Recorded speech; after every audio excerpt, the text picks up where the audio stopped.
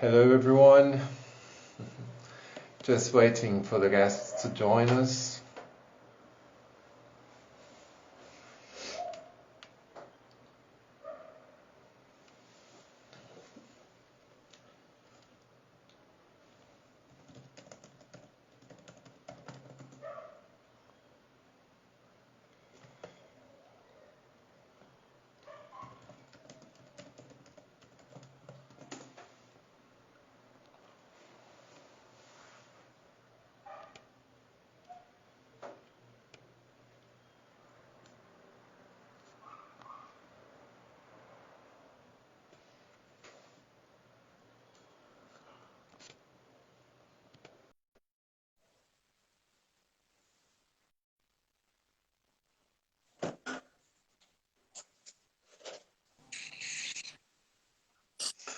Hello, Mariam. Hello, Rafael. How are you? I'm doing good. Trying to put some extra light here. Let's see. Yeah, better. How's it going? Let me load. Better. How are you? I'm doing good. Hold on. Tala. Here we go. Great. I think it worked. This is my first time. Hey, Tala, how are you Hi, doing? how are you? I'm مرحبا doing good. مريم. الحمد لله على السلامة. حالك. الحمد لله. Good. It is my first time using the Instagram live, and I hope I'll not commit any mistakes this time because we made another live. I don't know, a few minutes ago, an hour ago, and when I was saving it to Instagram, my phone crashed, and it said, "Yeah, I'm not sure if I still have it, but well, inshallah, let's see what happens." And I hope my phone won't crash this time. Hopefully not. It is a great honor, and first of all, I would like to give thanks to the Mahad for the support, and especially to the Jerusalem branch.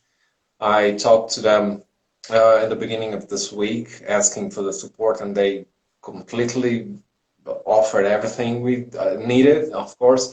And so thanks to the Mahad. Also, I'd like to thank my university here. They are also supporting us, the Department of Anthropology. And well, that's it. And thanks to you guys, Mariam and Tala, to for accepting to be part of these talks. Thank you. And Thank you for the invitation. come on.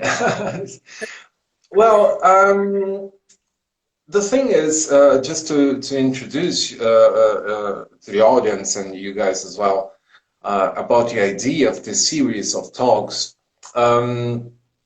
It came from an uncomfortable position I found myself into here in Brazil, because I realized that here we don't have access to local categories in terms of Palestine. So that's why many people here refer to Palestine as the territories or only the Gaza Strip or things like this, when actually what happens is not this in Palestine. Palestine is a whole thing.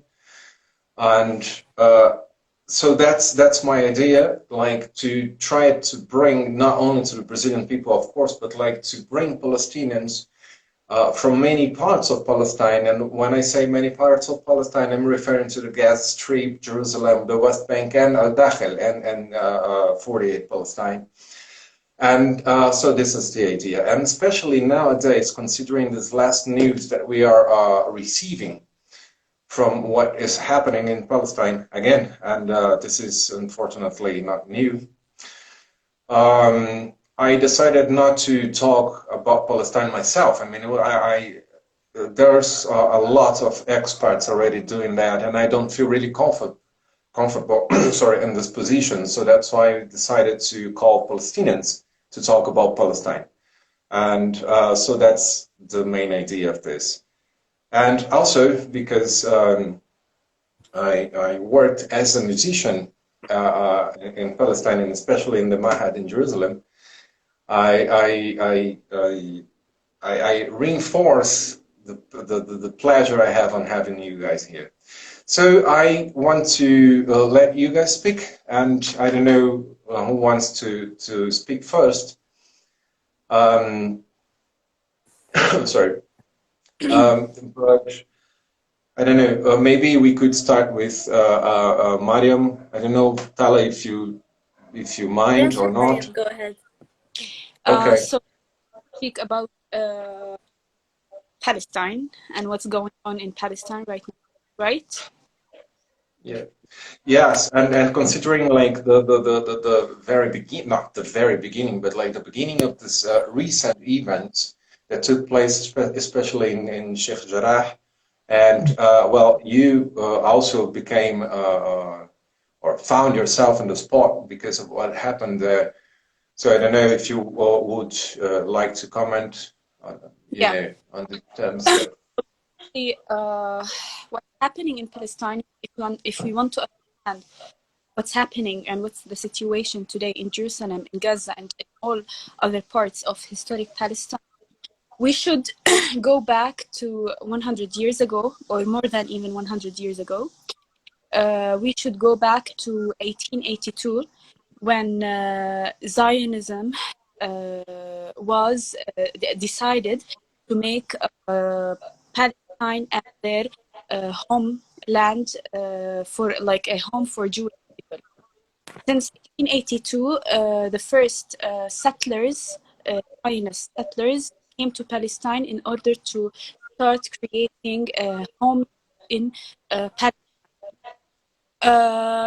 In 1948, the first genocide against Palestinians took place. 100,000 Palestinians from all around historic Palestine were displaced from Palestine, and today we have around 7.3 million Palestinians, Palestinian refugees. So we have 7.2 Palestinian refugees around the world. Since 1948 until today, hundreds of thousands of Palestinians were displaced from their homes, from their places. Every time we hear about home demolition, we hear about displacement of people, we hear about the ideas of confiscation of land. We don't know why does this happen in Palestine. Why does Israel all the time demolish homes? Why does it vacate lands in Palestine? Well, basically because it wants to empty Palestine, and I'm talking about all the lands of Palestine, including 48, including the West Bank, including Jerusalem, including Gaza, from Palestinians. So it wants to empty the lands from Palestinians because it believes that this land should be Israeli Jewish lands. Israel is the only country in the world that is based upon religion. What I mean by that is that if I'm a Jewish and I am from Mars or Jupiter, and I go to the Israeli airport and say, please give me the Israeli passport, I'll get an Israeli passport because I'm Jewish. Because I'm Palestinian, I'm either Christian or Muslim or Druze or whatever. But even though I'm Palestinian from Jerusalem, I was born in Jerusalem, I have lived my whole life in Jerusalem, I ask for the passport.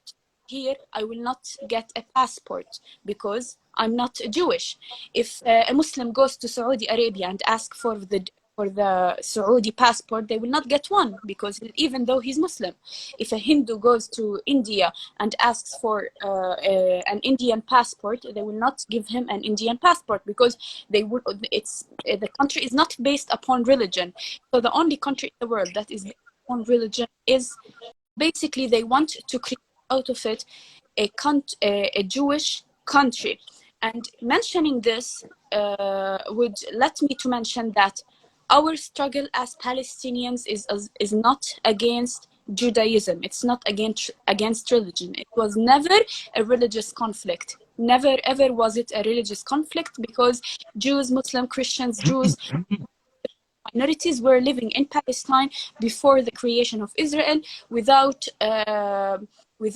having this idea of religion. You know, anyone could be a Palestinian despite their own religion. So basically, in Jerusalem, because Jerusalem is the capital and it is the religious capital, they wanted to be a Jewish capital. This is why I'm talking about Jerusalem now. Hundreds of thousands of Palestinians since 1967, this is when they occupied the rest of Jerusalem, all of Jerusalem, were displaced from Jerusalem through home demolition, through confiscations, through ethnic cleansing, like the thing that is taking place today in Sheikh Jarrah and in Hay al-Bustan neighborhood in Silwan. So next Wednesday, there would be a court about 800 Palestinians from Jerusalem, from a neighborhood called Silwan, that the court wants to displace from their houses in order to bring Israeli Jewish settlers to live in their place. So the idea is not only about Sheikh Jarrah, it's also about, it's facing the rest of Palestinians in Jerusalem. They want to empty Jerusalem from Palestinians.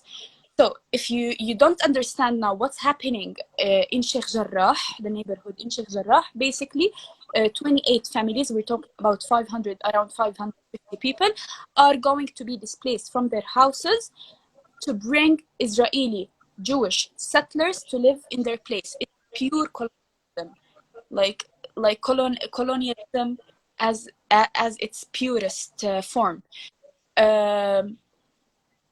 What I want to say is that if Sheikh Jarrah, if they succeeded in displacing the Palestinian families from Sheikh Jarrah, don't think that it will stop there. It will not stop there. They want to empty Jerusalem from the Palestinians in any way possible. So even if we win the cause in Sheikh Jarrah, it doesn't mean that occupation ended. It doesn't mean that oppression has ended. It doesn't mean that colonialism has ended. Colonialism doesn't end if like colonized people win a case against it. We should keep the fight against and all the colonialism that is taking place against Palestinians. We are facing colonialism and we are facing oppression. We are facing it's a shame on humanity that today we are 2021.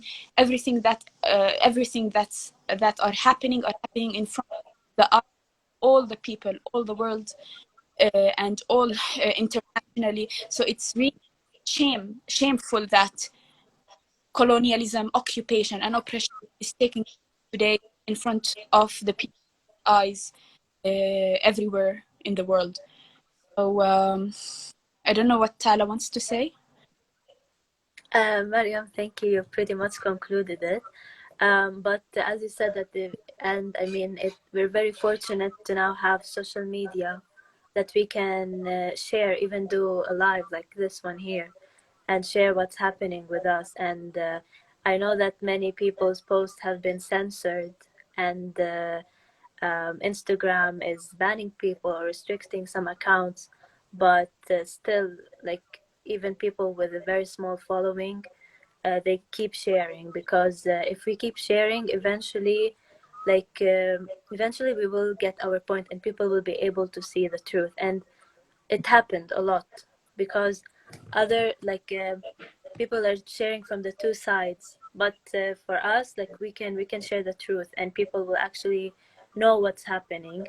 And even with this live, like, we can share any misconceptions that people are saying and actually educate people on what's really happening here from our point of view and from what we're living, you know, because we're living here and this is our daily experience.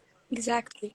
Also, you know, the Israeli propaganda, Israeli news are so powerful. They affect the most powerful media platforms around the world.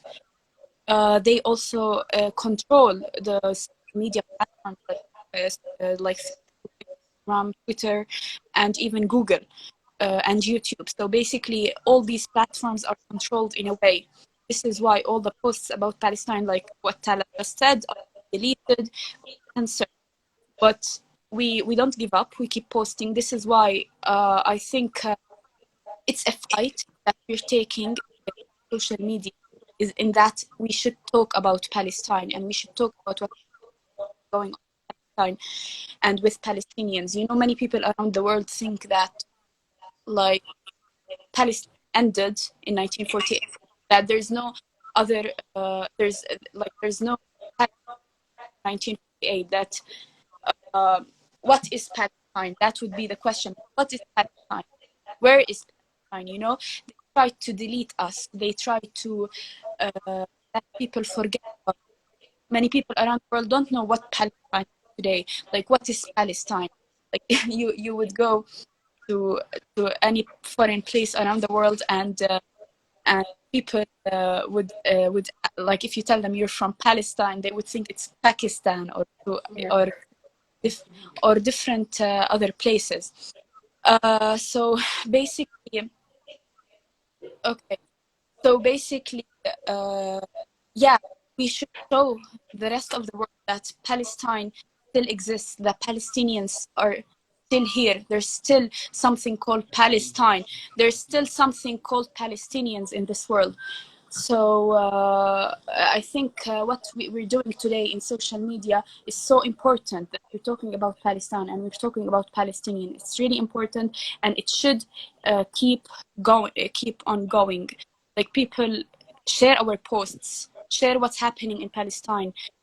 We should be more powerful than the Israeli news and the Israeli propaganda. Yes, especially in the way that we share, because even the way that the news is shared, it's different. Like you see the post, like on the New York Post, for example, the way they share the news, if rockets are being thrown from Gaza, or if they were, or when children are being bombed in Gaza, the way they share the news, it's very different. And it can be very misleading for people who don't know. And there's nothing we can do other than share what is our truth and what is our reality that we live in. Because the reality is that people are dying in Gaza, and the media is saying that they're just bombing terrorist sites, you know. So it's very misleading. But they cannot suppress the truth a lot, you know. Eventually it did come out, and a lot of people, a lot of celebrities are also talking about it. They got very much hate, but because they're sharing the truth, and I think it's necessary. Yeah, because they have a large following and they use it effectively. Mm-hmm. Yeah, I mean, I would like to comment a little bit of what you guys are saying, because I said today earlier, and I am reinforcing this idea about local categories, and I like to think about that because when I first went to Palestine, it was in 2014 officially, the end of 2013, 2014, yeah.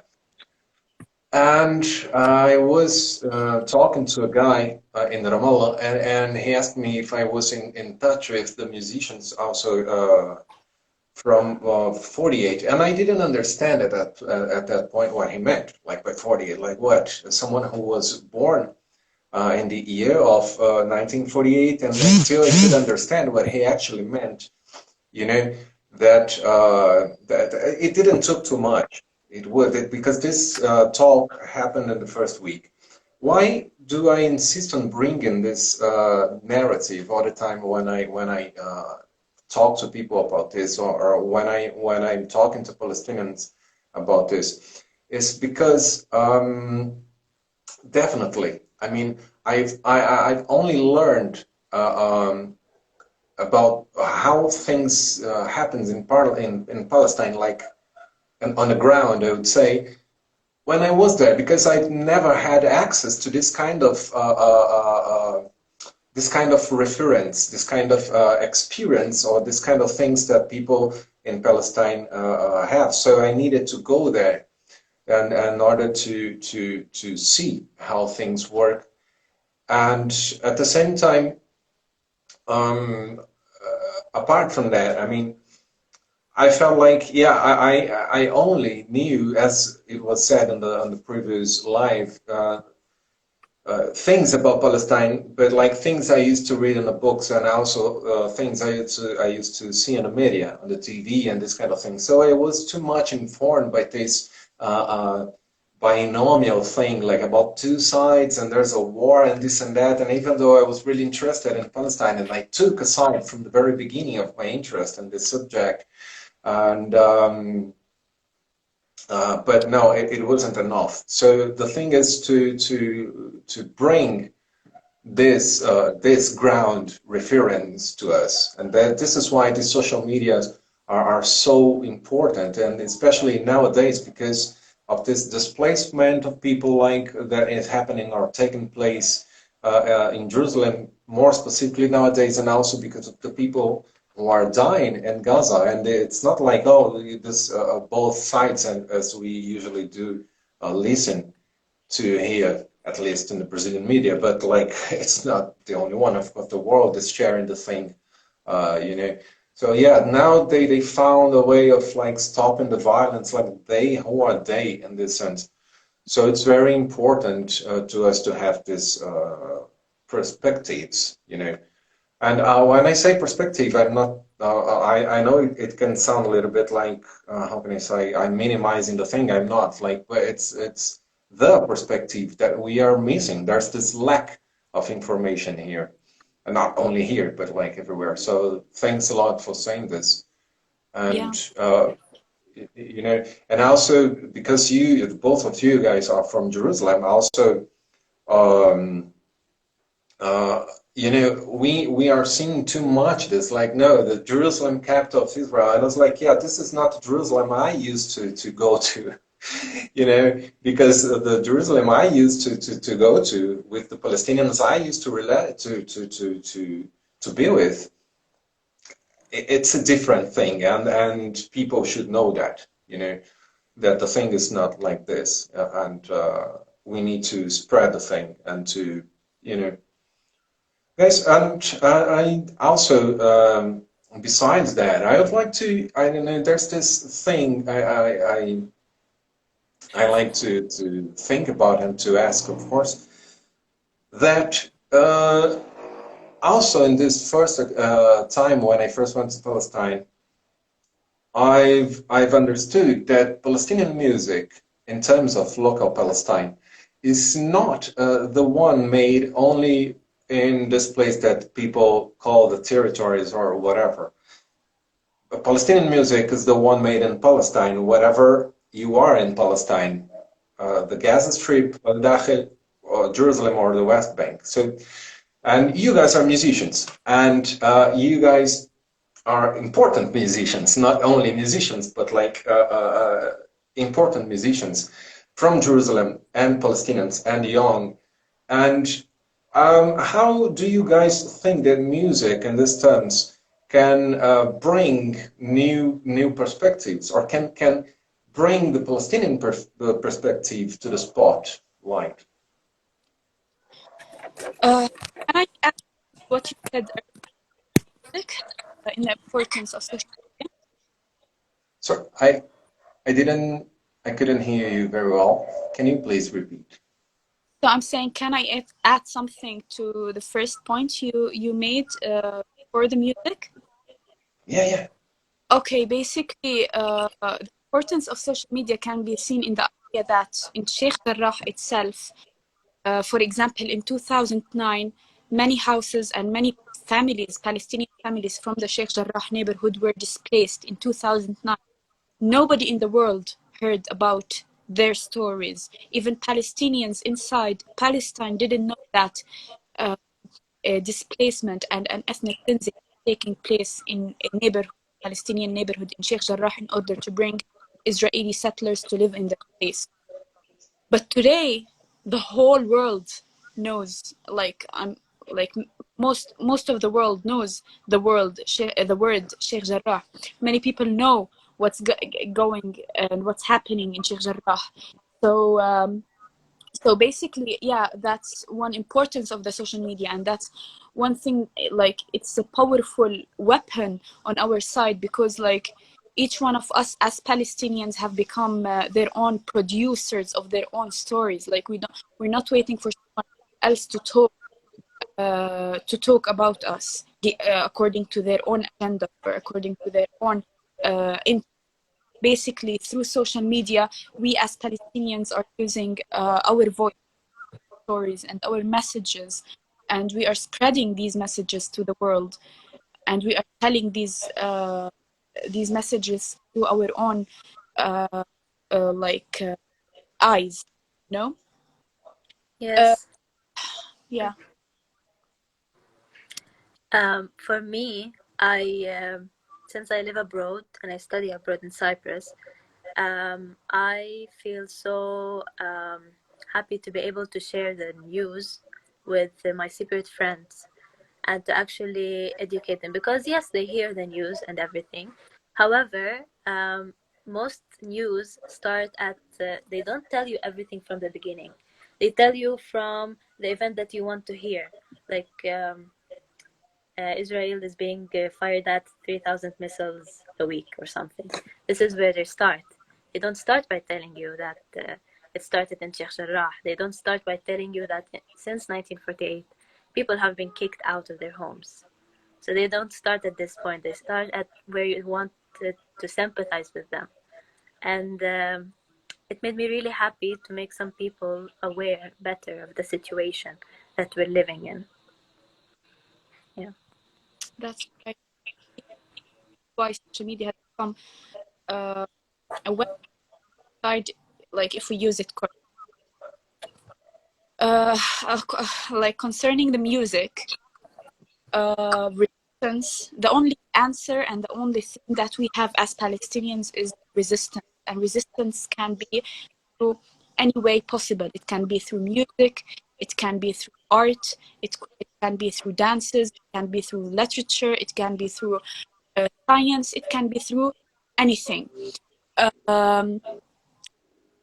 Because like any colonizer, when they colonize another place, the first thing that they would try to demolish is the culture of that place, and we face this as Palestinians. Our culture was attacked I will say brutally in many ways possible. One of the ways was the killing and assassination of Palestinian elites and Palestinian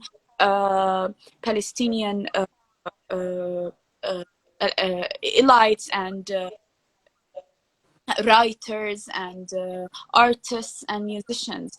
People like Ghassan Kanafani were killed. People like Nabil Ali, which was an artist, was killed. Also, the assassination of Palestinian artists and elites as well. Like in prison, like putting these artists in prison. Many musicians were imprisoned by the Israeli occupation because they were using their sounds and their music as a way of resistance.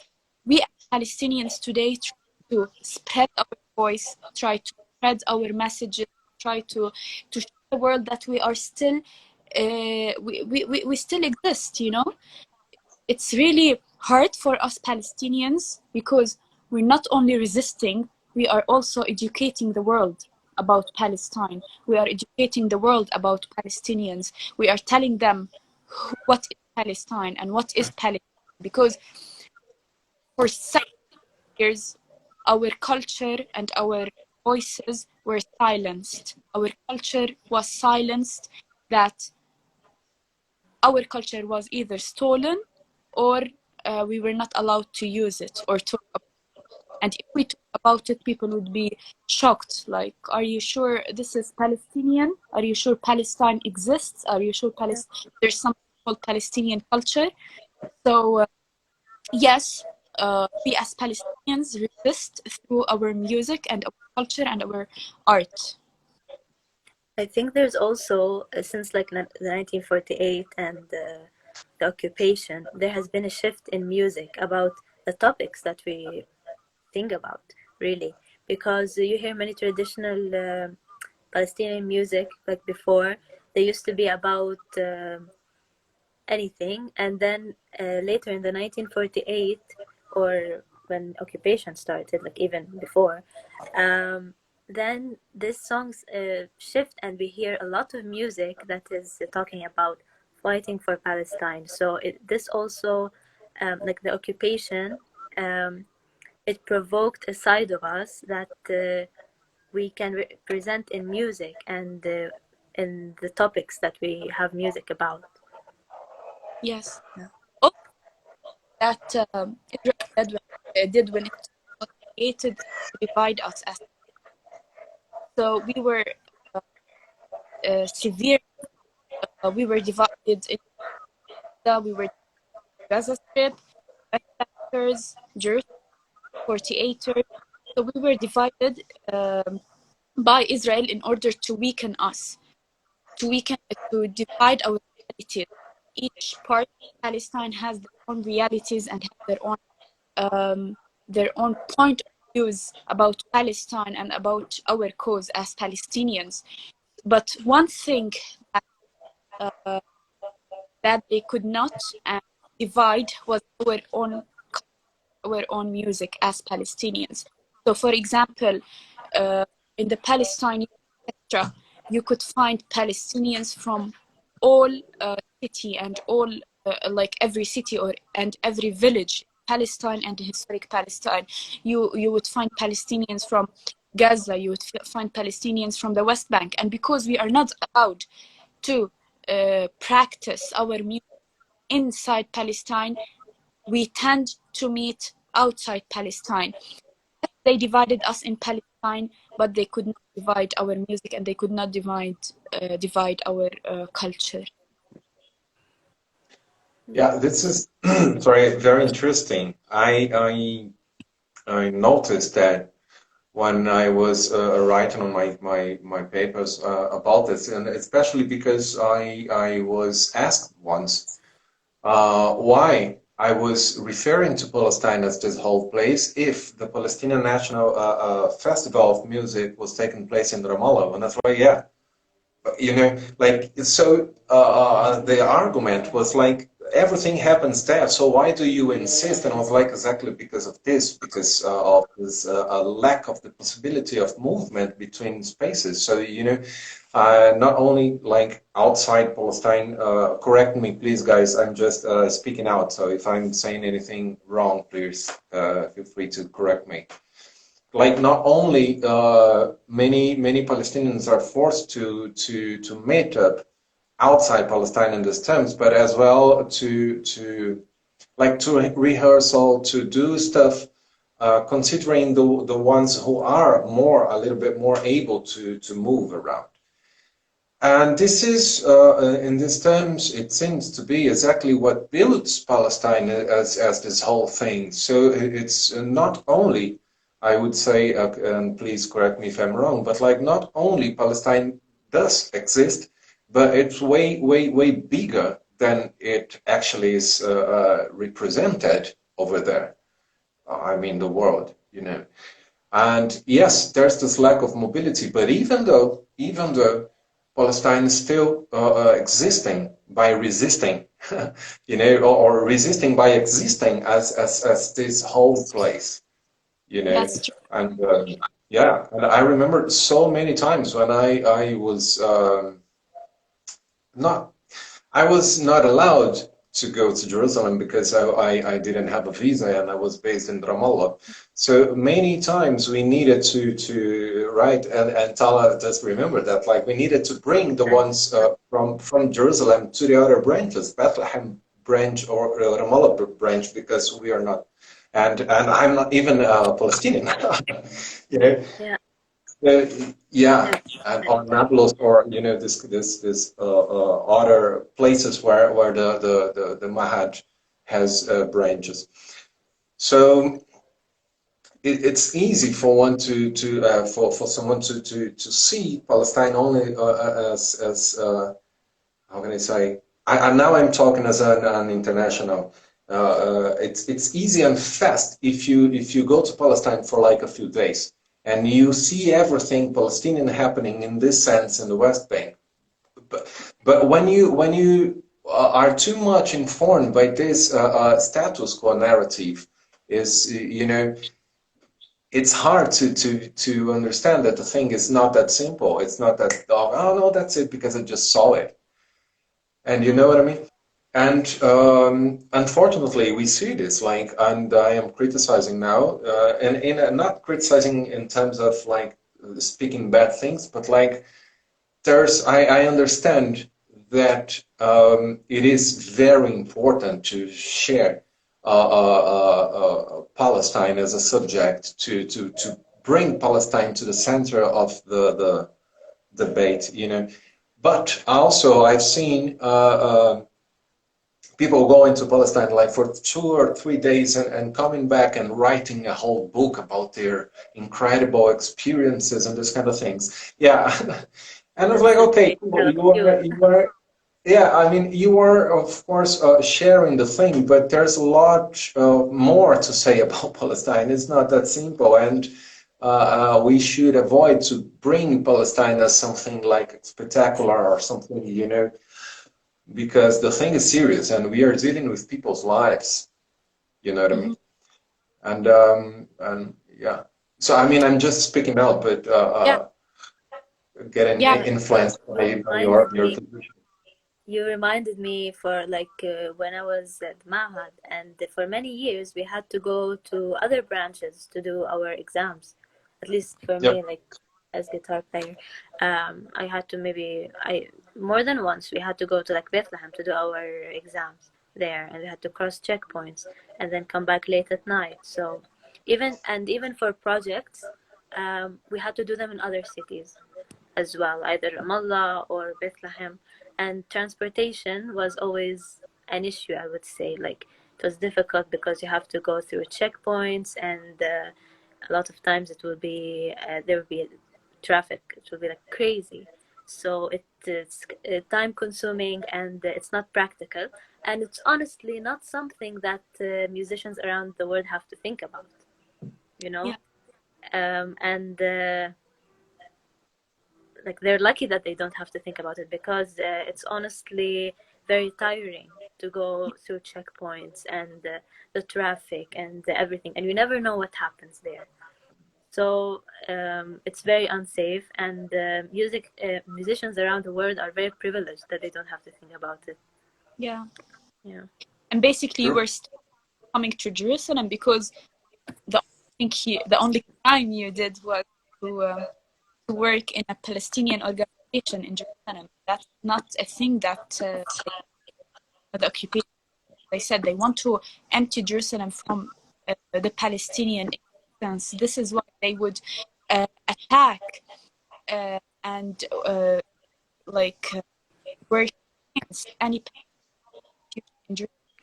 This is why the music conservatory a few months ago was invaded by forces, and all the files, all the computers were taken from the conservatory because they don't want any Palestinian presence in Jerusalem, even though under international law, Jerusalem is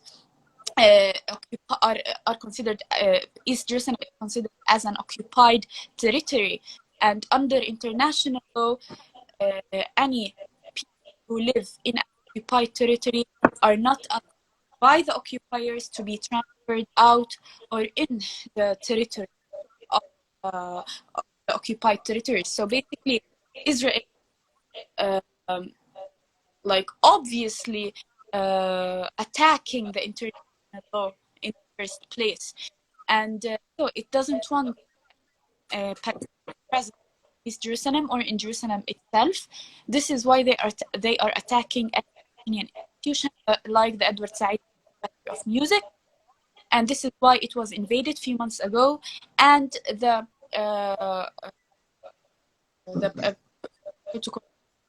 سهيل خوري هو المدير. He's the manager, let's say. Yeah, manager.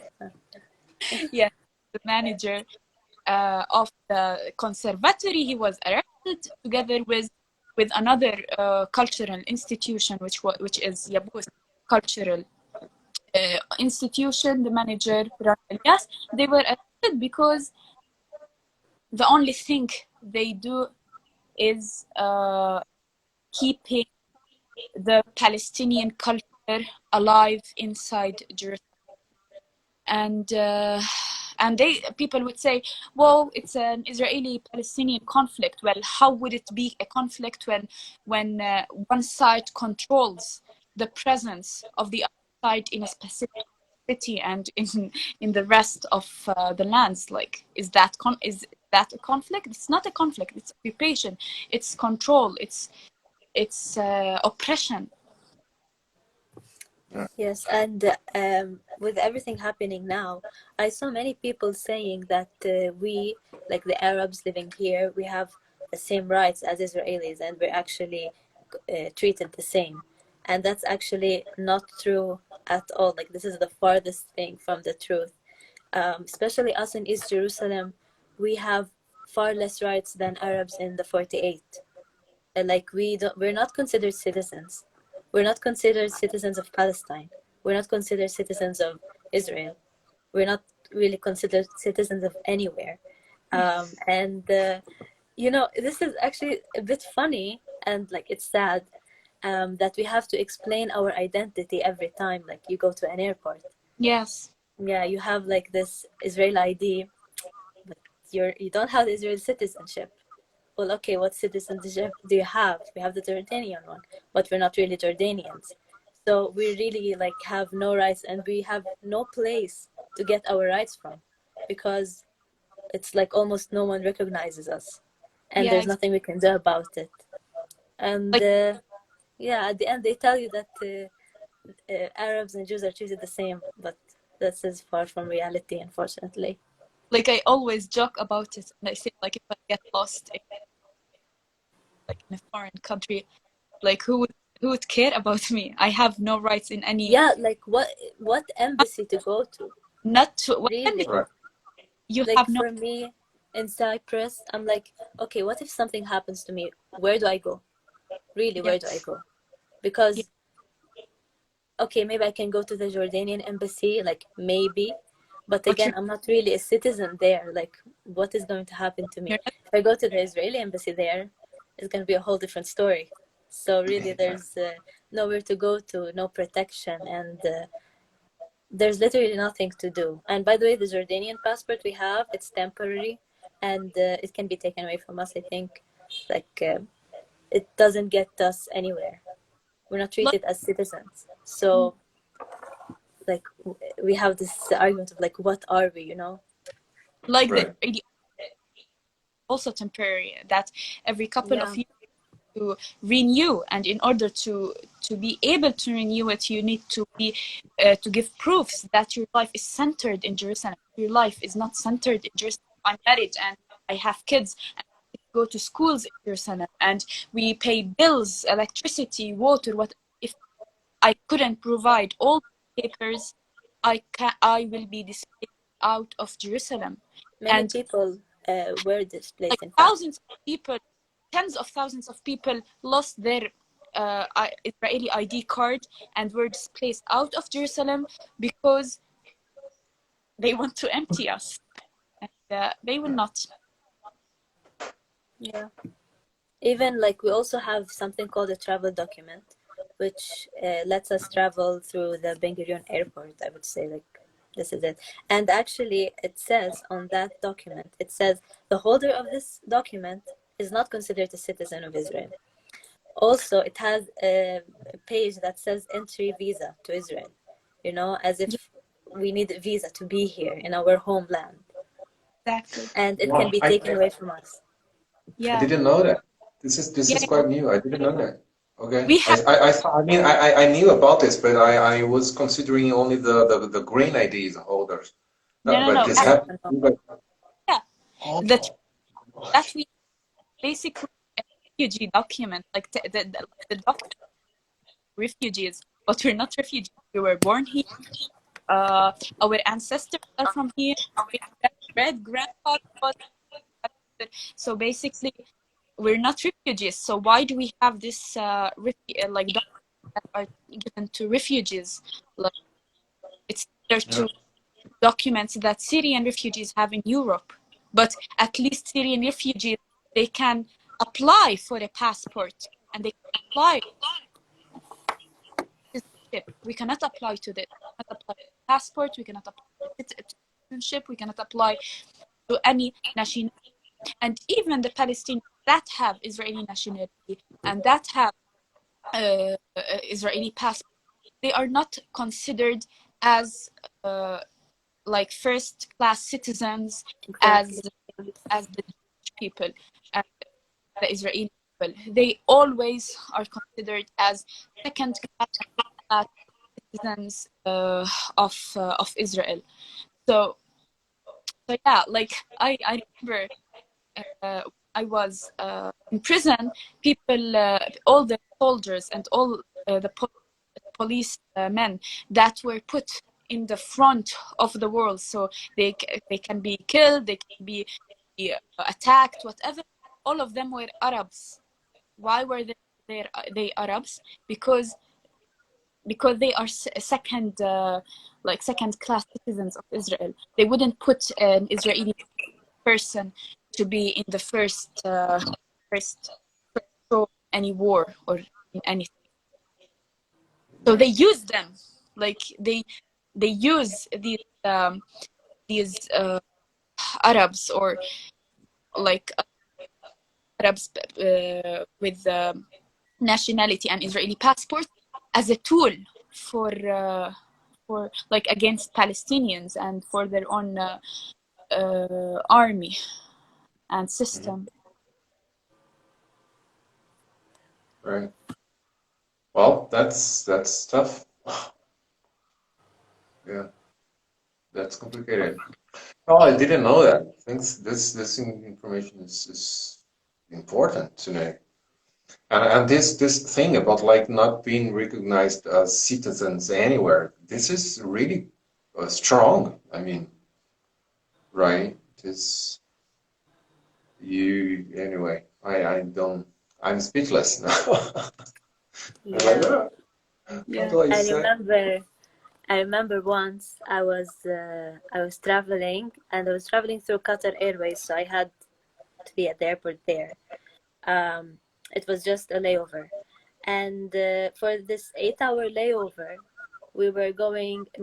I was traveling with other people from my university, so they were all Cypriots, and we had to. It was an 8-hour layover, so they arranged for us to go for a hotel. You know, because it's 8 hours, it's a lot of time. And everyone had like the airline was giving visas, like just a one-night visa to go to the hotel and then come back to the airport again in Qatar. Everyone got their visas except for me. I was traveling with my Jordanian passport, and I was waiting for my passport to come. Like, why is this taking so long? They said, okay, we didn't find a national ID for you in Jordan. I'm like, yeah, that's right, I don't have one. So they said, how do you not have one? I was like, I told them that, okay, I'm actually like from East Jerusalem and this is the case. They said, okay. I showed them my Israeli ID and my travel document. They said, you cannot enter Qatar, even just for the layover. You cannot go. And they had to stay at the airport for 8 hours. Luckily, there was like one empty room at the airport hotel. where they accommodated us. But everyone with me, like, got to go out of the airport, and I had to stay there because I was kind of explaining to them the situation, and of course, they've never heard of it. I don't think they had to deal with something like this before. So they didn't know what to do. I just stayed at the airport for 8 hours. Yeah. Right. Okay. This is a really good amount of time into like under this situation. Oh gosh. Yeah, and you try to explain it to people, and no one really understands what's going on, you know. Especially for us in East Jerusalem, it's very difficult. Right. Yeah. Okay, guys, we are going to 15 minutes already, almost an hour.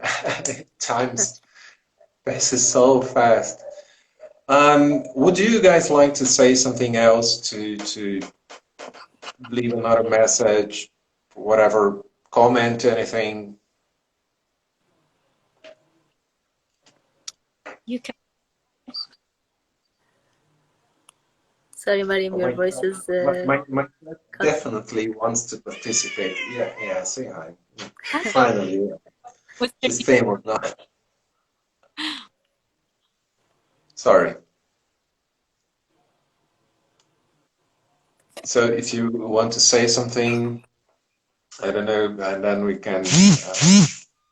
yeah, just thank you so much for arranging this talk. It's very important, I believe.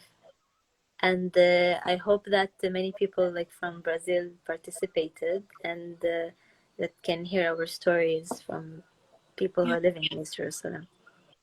Yeah. I just want to say thank you, and I really want to emphasize social media, the importance of any free person around the world. Each sound is counted, each voice is counted. We should talk about, we should spread the stories about Palestinians, what's going on in Palestine. Every person in the world now has a platform that they can use in order to talk about Palestine and Palestinians, about oppression that we're going through. Please share stories, share what's happening in Palestine. It does affect the narrative here. It does affect.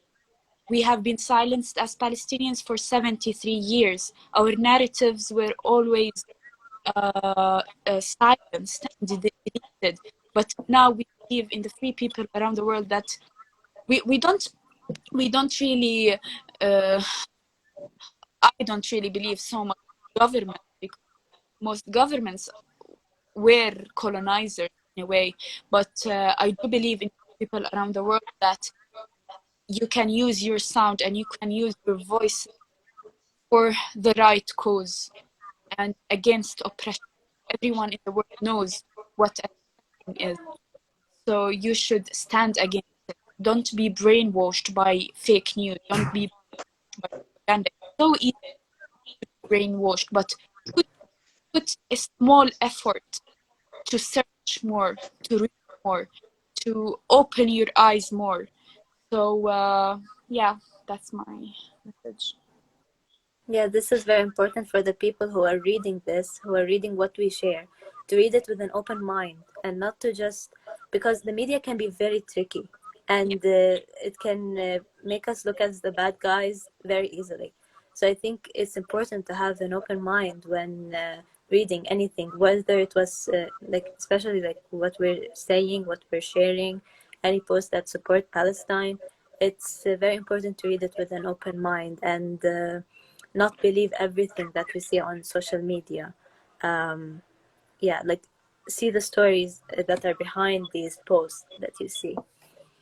Yes, don't be a victim of and fake news. Like, so easy to be a victim.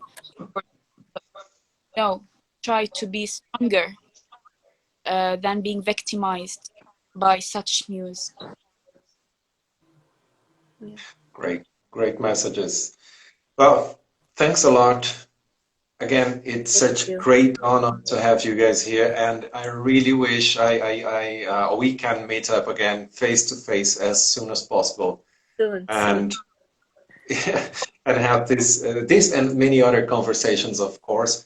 And Sure. well, I miss you so much, and I miss Palestine, and I hope We miss you everything too is here. Hopefully we will. well. Thank you, guys, and please stay safe. And well, that's it. Thanks a lot again, and yeah, Thank you a see lot. you very soon. Thanks See a you. lot. Hope to see you soon. Shukran. Bye. Bye bye.